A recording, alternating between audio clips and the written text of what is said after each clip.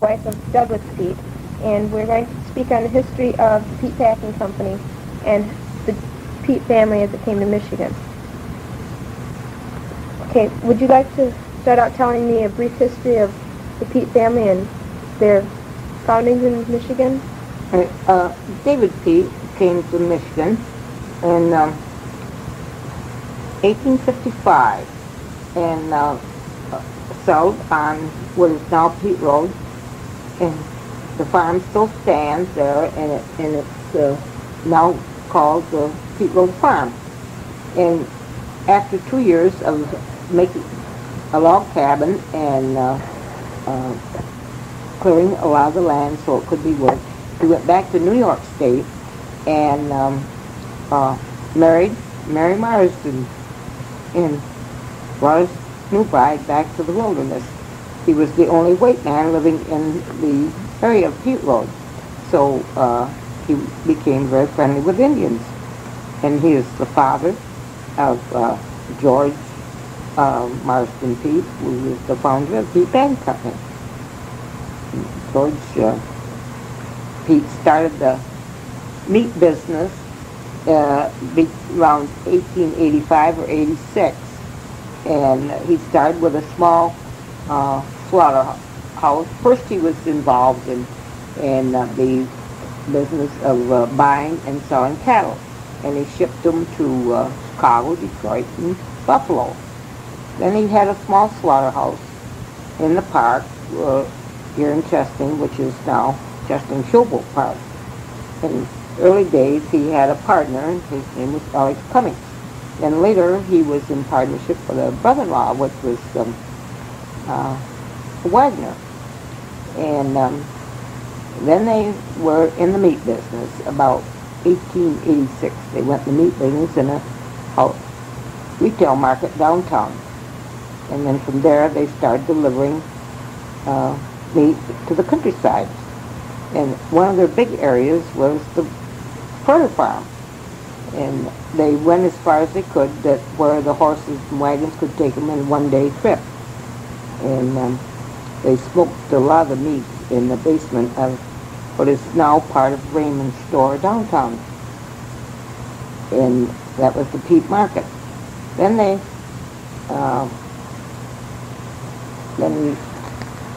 1888, he married Ona Shepherd. And Ona was a very aggressive person also, and so she became involved in the business. And she set up the bookkeeping and started baking hams and meatloaves and so on at home in her kitchen. A lot of the slide was done in the basement of this meat market downtown. Well, as the business progressed, she decided that they need to have a better bookkeeping system. So she went to Ypsilanti to Cleary College and learned to set up a better form of bookkeeping. And that was held for a good many years. And then when Stella Pearl of Chesting graduated from high school in 1906, she took over Ona Peet taught her to take over the bookkeeping department. And of course she changed that over the years, and she was employed in the bookkeeping department at Peet Packing Company for 55 years before she retired.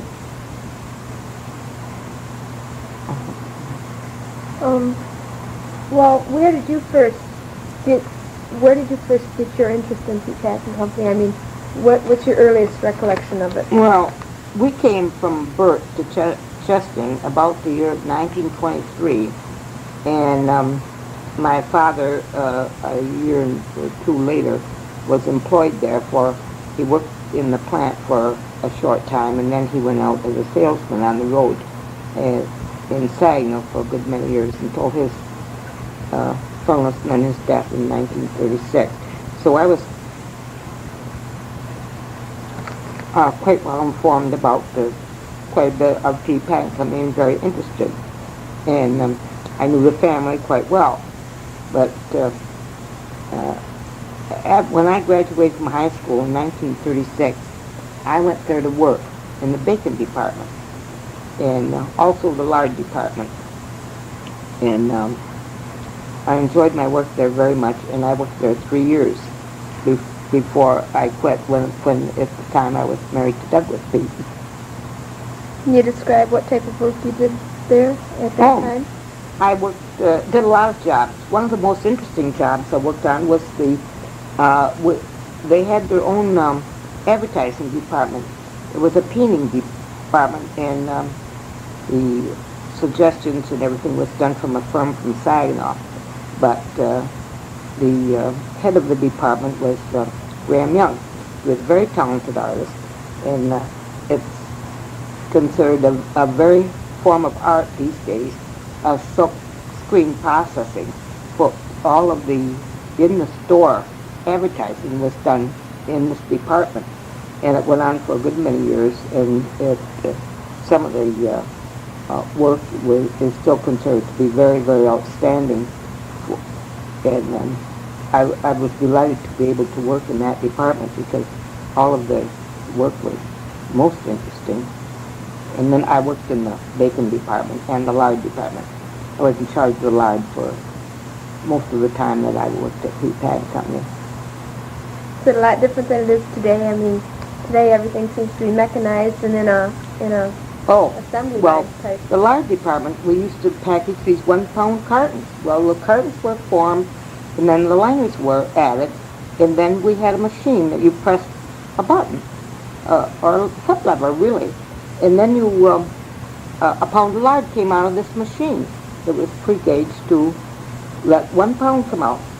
And I had taken my lunch hour to go to the beauty parlor to get my hair done. And someone upstairs in the lard department had decided that the lard was not thin enough, so they had readjusted the thing. And so 1 whole pound of lard hit the bottom of the carton and came up on top in my face and my newly done hairdo. Well, I was furious. And so I just told him, well, from now on, I run the machine. Nobody touches it. And so we all had a lot of laughs about it, but it wasn't funny at first. Okay. Can you think of any other differences when you compare today's plant with what it is as you first remember it? Can you? Oh my, it's entirely different. Everything now is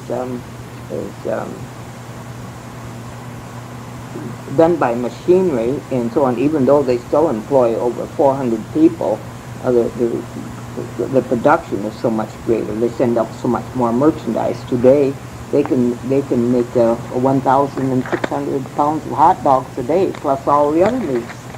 And I don't recall what they did back in the 30s, but it was certainly very, very small in comparison to that.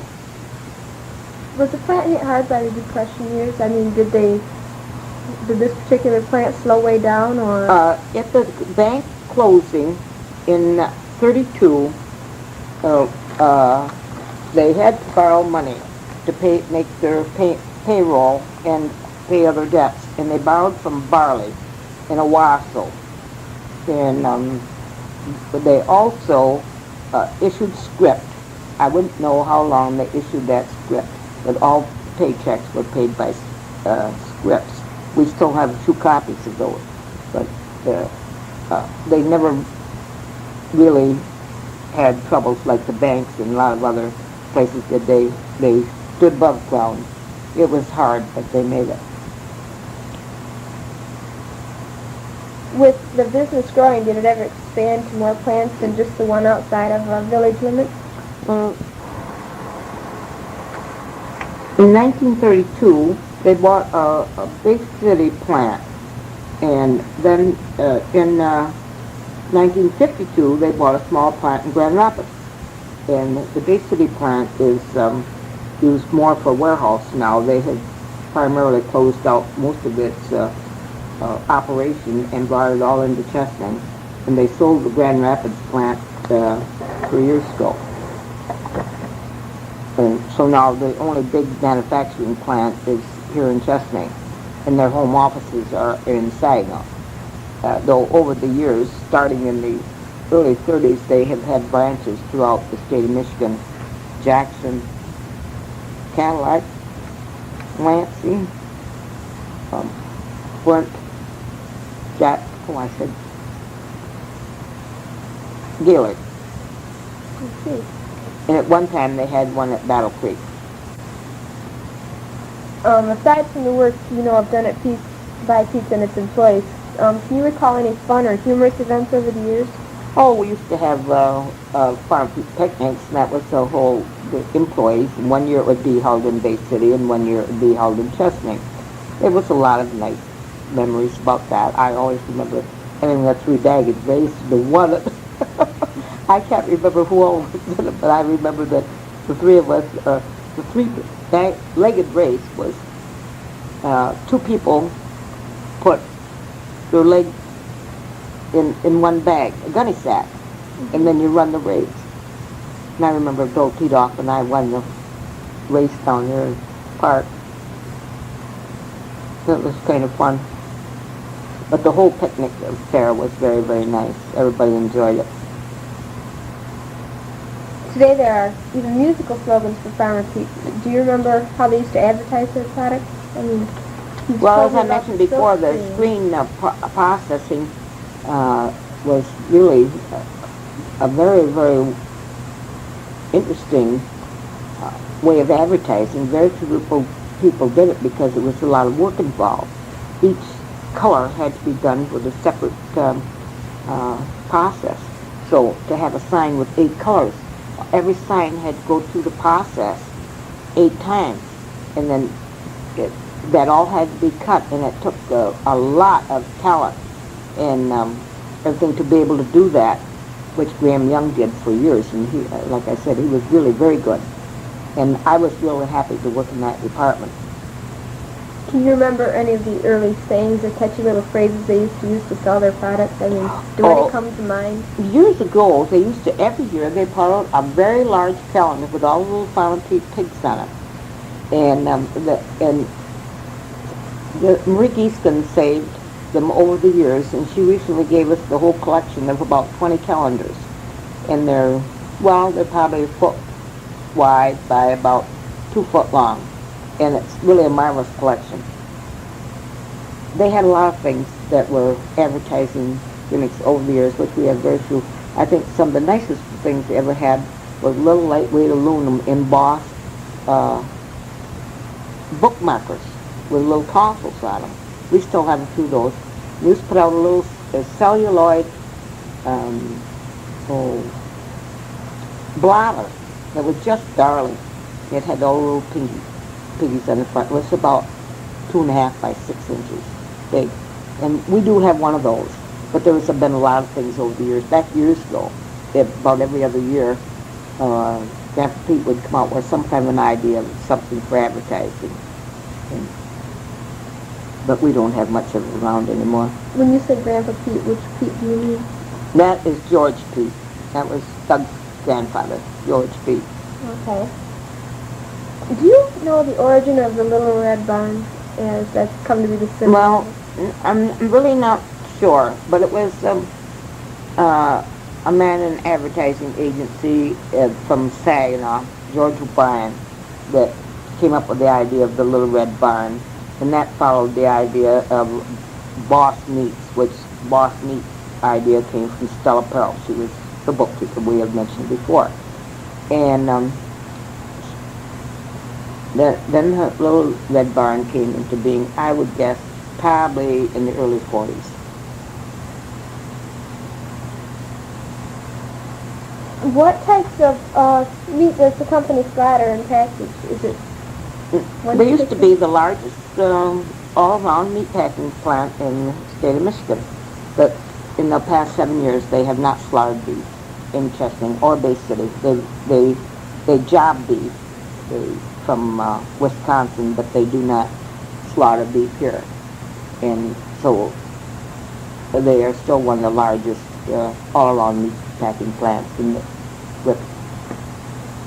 I'm not too sure about how many items they make, but a lot of them. So they stick primarily to pork in the slaughtering department? Yes, and they now ship, with the federal inspection, they now ship a lot of pork out of the state. A lot of it goes to New York State, and they ship it different places, basically.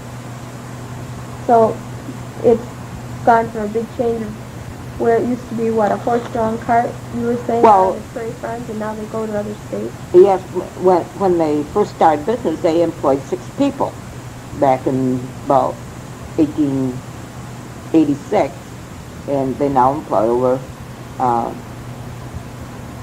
400, and their original truck fleet was about 200, or about 8 or 10 here in Chesaning, and they always used to, for their sausage wagons, which they called them, they always bought the little reels. They were a speedy, nice little truck. Stood a lot of gap, and they really wore well. And that was their favorite truck.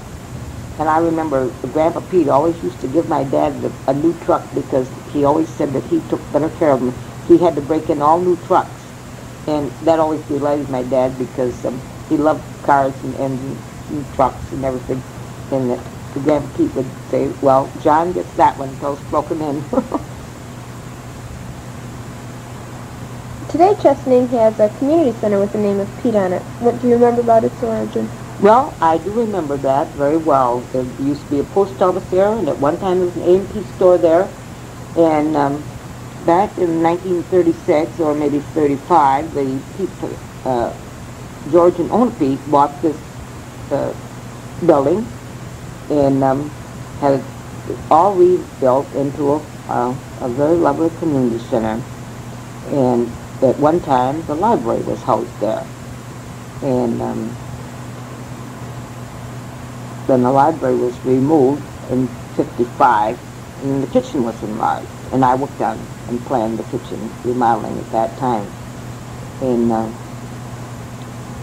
they also gave the library to Chesaning and many parcels of land that was sold to different things for a nominal fee for the betterment of the community. I've heard many things said of George and Ona Peet. When does the Peet generation continue? Well, Harley Peet graduated from Chesaning High School in 1908 at the age of 16, and being very much interested in the business. He had helped in the market as a boy, and he went to Clary College and took a short business course, and then came back and worked with his dad in 1909, and then in about 1910 the company became known as GM Peet and Son. So he was active in the business until recent years, when he passed away about 7 years ago.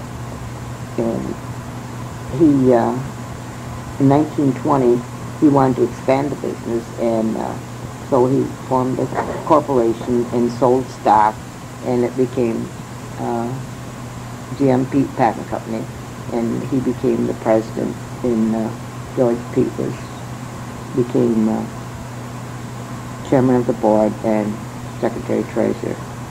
So he's worked very hard for a good many years to promote Peet Packing Company. Okay, did Harley have any sons, or was it then just going to corporate? Oh, Harley has 3 sons. Junior, which has never been too active in the business, but Douglas and Melissa have both been president, and Doug is also at the present time chairman of the board. And Douglas has 3 sons that have been in the business, 2 are now presently in the business, and Melissa has 1 son active in the business. So it's really spread out over the family affair. And just today I was visiting with our oldest grandson, Brian, who is 16. He's now getting working papers so that he can start working at odd jobs where his father and his grandfather and so on started in working for Peet Packing, and that makes the 5th generation of Peet boys in the same company. While you speak of the 5th generation, Is there anything else that you can recall of the family history that relates to the business that you haven't already mentioned? Well, a lot of people will ask me, is this true that in all these commercials they've seen on TV, did Ona Peet actually make the meatloaves and everything in her home with stove? She certainly did. She was a hard-working woman for a good many years. She made these daily for years up early and got the business of making meatloaves. And she was always very interested in hard working in the business. And so I always tell people, yes, this is very, very true, that she did do this work. She do this throughout her entire life, or just for a No, not, after they got into a bigger slaughterhouse, which is now on the location of Line Street, at the present place, she no longer baked the loaves. And so on, when they got a place to bake them in a larger meat packing plant, which was in 1920. They had a pretty good sized slaughterhouse, but I'm not sure when they started making as many meatloaves they make now. So they were making an awful lot when I first became familiar with the company in 1925. That's when my father started there. Getting back again to the advertising and, the origin of the Red Barn, once in a while a person sees these red barns actually going down the road. I mean, how did this all come to be? Well, this man that was involved in the advertising, this George O'Brien that I mentioned before from Saginaw, he had the first barn built, quite a number of years ago, and they only had the one. It was primarily used at grand openings for new supermarkets. Well, that one didn't pan out to be such a good item because it was not balanced properly for efficient hauling. But in a few years, they finally started redesigning these and had a new company build them. They now have 7 on the road, and they're moving all the time, especially in the warmer weather, even sometimes in the winter. And our one daughter-in-law does a lot of hauling in these barns, and primarily they're made to go to the markets. But they also do a lot of community things for centennials and all that sort of thing. And they're kind of fun to work in, and I think they're a very nice item. The only request is that you buy farm feed hot dogs.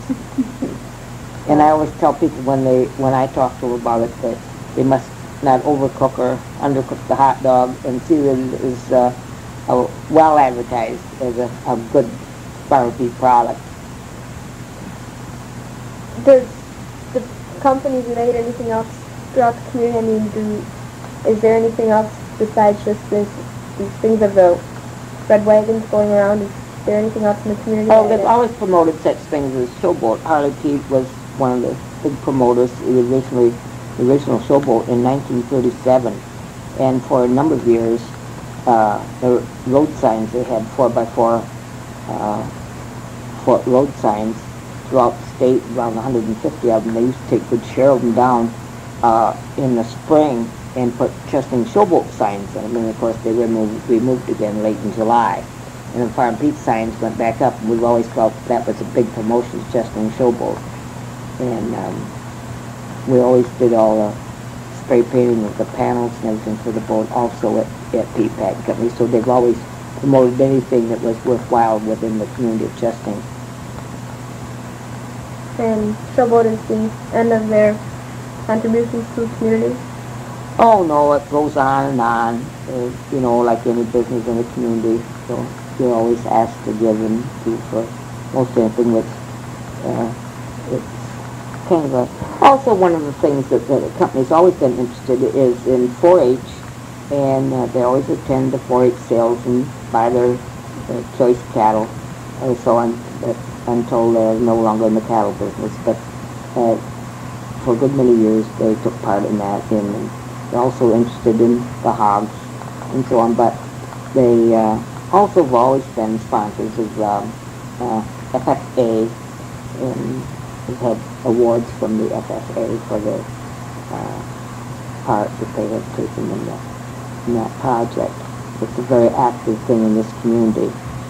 And one of the nice things that Peet Packing Company has been able to do that has helped so many students, and we hear from them frequently how grateful they are for their summer work, which helps to put them through college.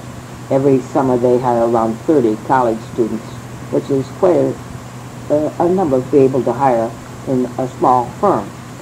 And most of them are very, very grateful for this because they're put on payroll and so on, and give them about 3 months' work, so they're able to continue college education, which they wouldn't be able to do without this aid. And that is something that is greatly appreciated in the community. We hear about it frequently. When you speak of these things with the 4-H and the college students, is this only recently, or has this been going on? Well, a good many years ago, they started helping with 4-H and so on, their projects.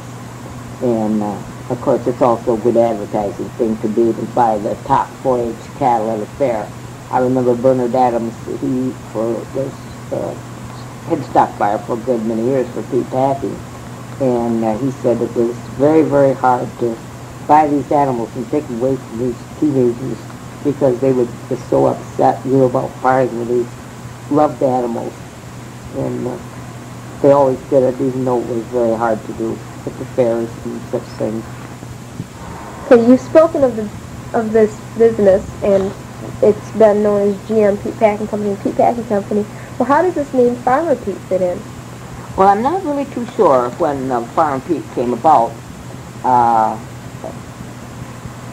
It was something that Grandpa George Peet dreamed up, and that it would be nice if it would say Farmer Peet, because he originally was a farmer. The Peets were farmers. And but I'm not sure about the year. I always remember telling the story about they had a cottage on Houghton Lake, and they used to drive from Houghton Lake and drive different places. He had gone up toward the Straits, and of course there was a branch at Cadillac and one at Gaylord. And so he said, stopped in this little meat market and asked them where they got this Farm Peet meat he saw in there. And he said, I don't know. He says, some little farmer out here comes in here every few days in a truck with it. And Grandpa said to him, he said, I'm Farm Peet. Oh, lady. He says, some little old guy around here in the corner comes in with this.